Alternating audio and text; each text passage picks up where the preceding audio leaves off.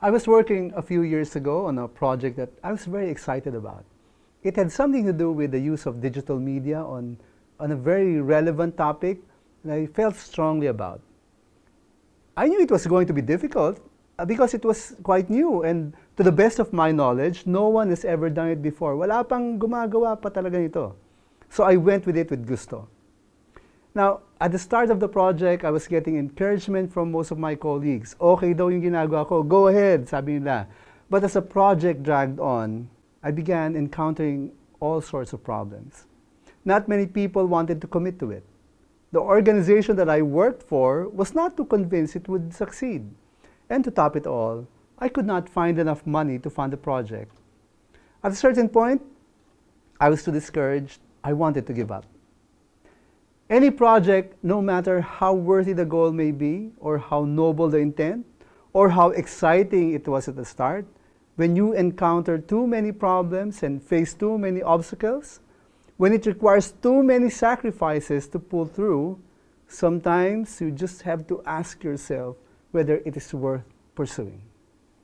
Of course, at that point, the easiest thing to do is just give up. But should you?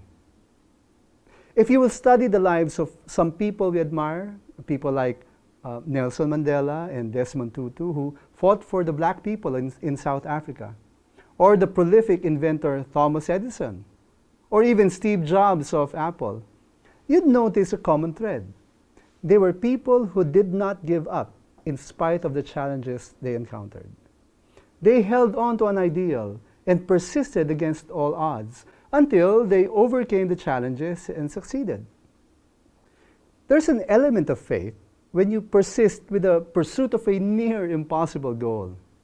If you truly believe it is a worthy goal and the work is worth doing, even if there is a big risk of failure, and there are obstacles along the way, giving up is not an option. Challenges have a way of crystallizing what's truly important in life. What part of the goal is not worth pursuing? What part of the goal are you certain not to compromise with? Which ones are you willing to set aside, even temporarily? They also have a way of purifying your motives. Why are you doing this in the first place? Are your motives good? Or do you have other agenda behind your actions? When you have clarified your goals and motives, and you are certain that the goal is worth pursuing, then go for it. Never give up. Be encouraged by the promise given by the Apostle Paul to those who continue doing good in spite all odds. He said, "And let us not grow weary of doing good, for in due season we will reap if we do not give up." As you face problems and challenges ahead, determine in your heart and mind that your goals are worth pursuing. Then, firm up your resolve not to give up. Gather your energies, push forward, endure the pain and hardship that your decision entails. It may take a while, and you may experience failure, but continue to pursue it anyway.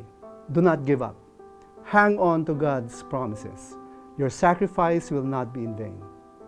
As you gather your resolve to go ahead with pursuing your goals and not to give up, let us remember, faith matters too.